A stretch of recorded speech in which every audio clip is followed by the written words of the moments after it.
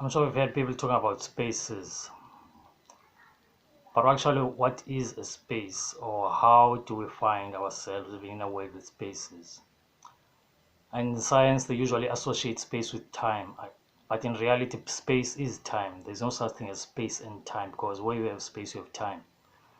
And for spaces to exist, there must be low vibrational frequencies, meaning that everything else is energy. Or let's start with us explaining as to how do we perceive our physical world. Actually, we perceive our physical world using our 5 physical senses, and this fit to the brain, and the brain also is physical, but the brain has no visible spaces unless we could judge it in the same manner that we would judge a steel or a stone or anything that's physical, which is made up of atoms, which are also 90% made up of empty space, meaning that within atoms there are rotating electrons, meaning that ultimately an atom is made up of empty space in the same manner as the solar system. Actually, the atom is a miniature solar system, or the solar system is a reflection of an atom. And so these are one thing, one being within the body and within the planet, and the other one being gigantic. And so we're saying that for space to exist, there must be low vibrational energy, meaning that energy vibrates at certain frequencies. But when the frequency is too high, um, there is no distance, or distances do not exist, because everything will be going as well as coming at a fraction of the speed of light. And so in so doing, we'll not be able to see the distance, and so time would not exist in such a world. So much that a highly vibrational reality or universe would give us multi-dimensions, because the brain would thus be able to process information at a faster rate. Excuse me, not necessarily the brain, but the mind, at a very fast rate. And in such a rate, you'll be able to perceive many other worlds, because within a second, it will be able to deal with so much information. So much that you could add up to 12 worlds within a single dimension, or within a single reality, until we are able to perceive 12 different dimensions. But here we are living in a world of physics, or space and time, as science would like to call it. And so the question was, what generates space? And we say that it's the low energy vibration which generates space. But how does such a thing come into existence? Or let us, before we can answer that question, let us make an example and say that since we are using our 5 physical senses to perceive the world, what would happen to one of us, or if you were to lose your sense of sight as well as your sense of touch?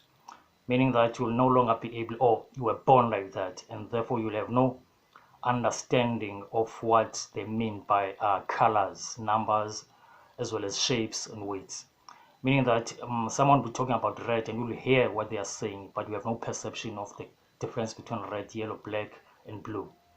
And so are shapes as well as sizes. Let's assume you are able to smell and hear and taste, but you don't see what you are tasting or smelling. And so in such a situation, your sense of reality will be flawed, because many of the things within reality which others will be talking about will be an illusion to you, or would seem to be almost non-existent. So the same could be said with us being able to perceive this world only with our 5 physical senses, because apart from our 5 physical senses, we have 7 other senses. And this includes our chakras, or major glands within the body. And these glands include ovaries and testicles, so much that these govern our existence, because many of us, all of us actually, are born from sexual activities or from sexual intercourse, and this is governed by ovaries as well as testicles. And these glands includes our endocrine glands, meaning that they have the ability to influence our attitudes, our emotions, moods, as well as attachments and orientation, meaning that they form our basis of reality. But unfortunately for us, we ignore them and we pay only attention to our 5 physical senses. And these 5 physical senses, like I said, given that you were to use only half of them, this means that you will no longer be able to perceive reality as it is. So likewise, if you were to take away your 7 spiritual senses, or chakras, or glands, then you will not be able to perceive reality as it is, so much that your consciousness will not be working at its peak, because you have some information which it does not have to process. In the same manner that if you are unable to see or touch, part of your consciousness will have to rest due to the fact that you will not be able to perceive sight as well as sensations. And this take up amount of time or processing within your consciousness or brain. So given that we have to open these 7 chakras, we'll thus be able to perceive other worlds which our physical senses cannot perceive. Likewise, with your eyes, you cannot hear, and with your nose, you cannot smell. With your nose, you cannot see, meaning that every sense has a certain defined function which it cannot override. And so our 5 physical senses, they attune us into one dimension, more like if you were to use a camera, and you'll understand that within a camera there's something called a focus, meaning that you would have a bigger picture, and then you have the ability to frame your bigger picture into a particular location which you want to pay full attention into. And so this is what our physical senses allow us with. They give us a sense of space dimension due to the fact that they allow us to perceive one dimension at a time, thus putting that dimension into focus. But given that we were to open all our 7 chakras, like I said, the idea of space would come to an end. Now let's talk about what are the consequences of living in a linear environment of time or confined spaces. By confined spaces, I'm referring to the fact that we don't live in the universe, but on planet Earth, because we've never been to any other galaxy, no planet. As ever since we've known our history as the human race, ever since we have all these different races. Some of the Americans talk about landing on the moon in 1969, but they've never did it recently. And some of that, many of us can argue that to be a lie, but that's not the topic.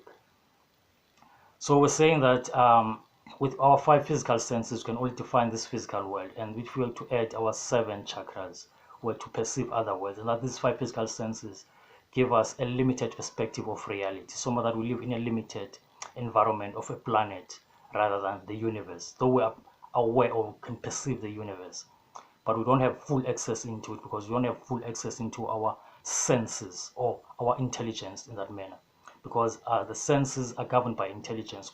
In other words, every sense is a reflection of intelligence, and so suppressing any sense is suppressing a level of intelligence.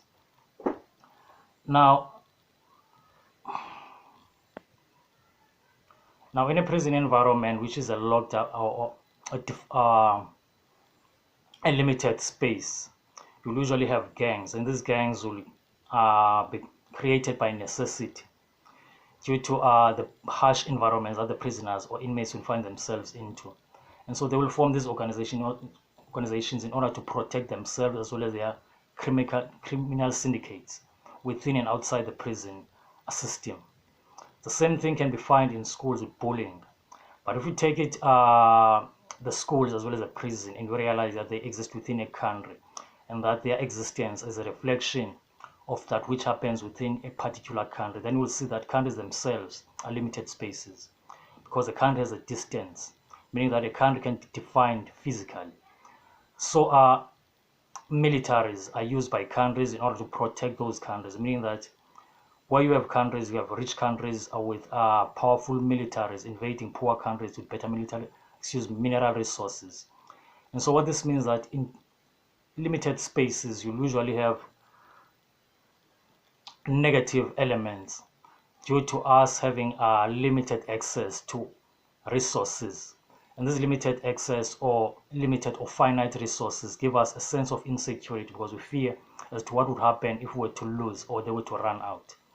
And so the idea of us living in a limited environment creates negativity, because we seek to express ourselves within this limited environment, and we don't usually have what we need in order to achieve our dreams or aspirations. So that as human beings, we have a limited time frame or time span, and we live in a capitalist system which demands us to buy everything, regardless of whether we're victims of the system or not, due to the fact that the capitalist system was not created out of fairness. It was created from poverty, as well as violence. And so Westerners created those opportunities for themselves using deceit as well as violence. And the average person now is being educated to use honesty to operate within the same deceit, which may never really work, because we understand that the capitalist system is a system of greed, created by limitations. And these limitations are created by us living in a limited environment.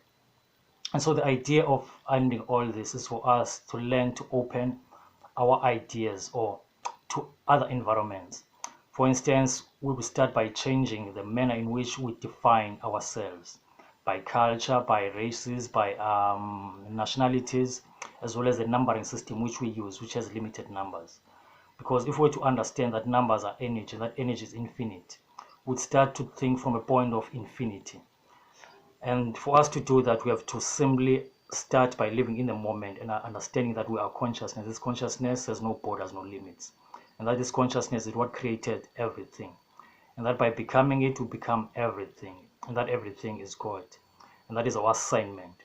Because when we become that which is everything, we possess everything. And we become everything. And I thank you for your time, and I hope you enjoyed this message. So I was running on limited time and couldn't explain everything I wanted to. But we have so much time to talk and grow spiritually together. Thank you for your time again. Peace.